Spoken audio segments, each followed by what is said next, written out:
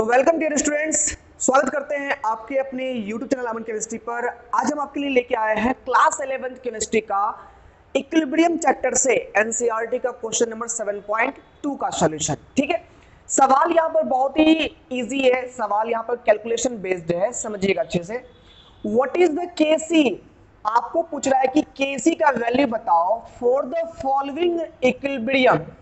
दिए गए इस इक्विलिब्रियम रिएक्शन से आप लोग केसी का वैल्यू बतलाओ जब the equilibrium concentration of each substance is SO2 का कंसंट्रेशन दिया हुआ है मोल पर लीटर में 0.60, O2 का कंसंट्रेशन दिया हुआ है 0.82 मोल पर लीटर एंड SO3 का दिया हुआ है यहां पर 1.90 मोल पर लीटर।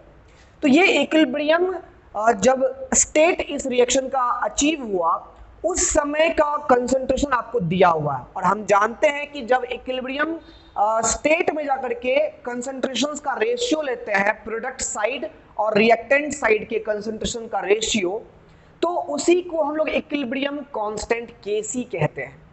कुछ रूल्स होते हैं, basic rules, law of mass action आप लोग पढ़ करके ही यहां तक आए होंगे, डेफिनेटली आप लोग समझ ही जाओगे। सिंपल तरीका यही है कि आपको जब भी केसी निकालने के लिए बोला जाए किसी भी रिएक्शन का, तो राइट साइड का जो भी टर्म हो उसके कंसंट्रेशन का मल्टीपल ले लेना है, और जो जिस सब्सटेंस के कोफिशिएंट में जो चीज है वो उसके पावर में डाल देना है, डिवाइड कर देना है लेफ्ट साइड के सभी सब्सटेंस के कंसंट्रेशन के मल्टीपल से, और यहां पर भी सेम रूल रहेगा, जो कोफिशिएंट रहेगा वो पावर में चला जाएगा।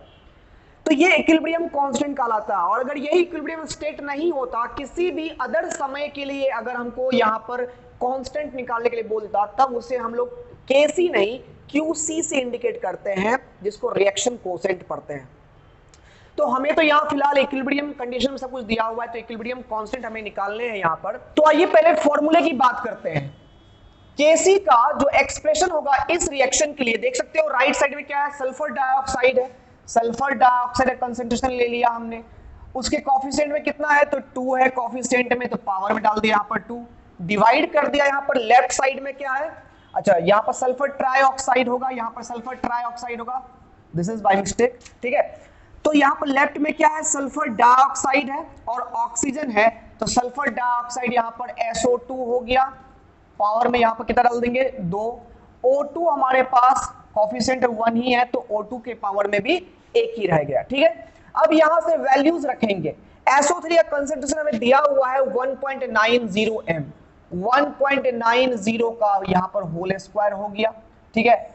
डिवाइड कर देंगे, SO2 का क्या है कंसंट्रेशन, तो 0.60 है, 0.60 है, उसका होल स्क्वायर कर देंगे, N2 में क्या हो जाएगा, O2 का कंसंट्रेशन 0.82 है, तो 0.82 हमने लिख दिया। यूनिट्स की बात कर लें तो प्यारे बच्चों यहाँ पर SO3 मोल पर लीटर में है, यानी m में है, तो यहाँ m स्क्वायर यूनिट हो जाएगा।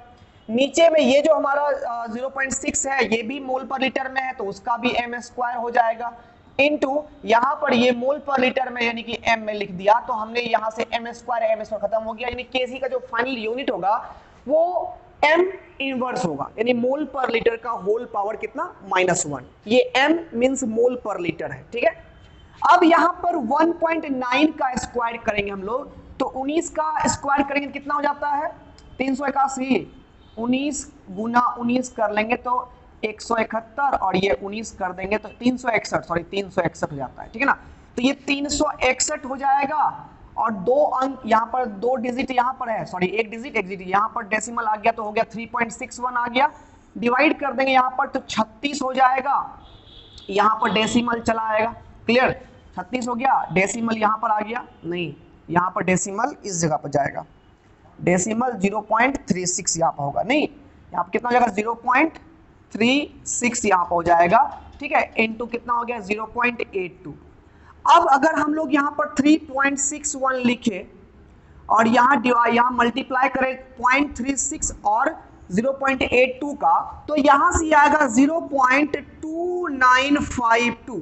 अब फाइनली जब हम लोग 3.61 में डिवाइड करेंगे 0.2952 से, तो हमारा फाइनल आंसर आ जाएगा 12.228 के अप्रॉक्स में ये रिजल्ट आएगा, अप्रॉक्स में ये रिजल्ट हमारा आ जाएगा 12.228 ये जो यूनिट बनेगा इसका यूनिट m पावर -1 लिख दो, या नहीं तो अगर m पावर -1 नहीं लिखोगे तो आप लिख सकते हो मोल पर लीटर पावर -1, दैट मीन्स यहां पर हो जाएगा mole to the power -1 litre to the power 1, यानी कि लीटर यहां पर रह जाएगा। ठीक है, तो यहां पर हमारा फाइनल आंसर हो गया 12.228। आई होप आप लोगों को समझ में आ गया होगा डेफिनेटली।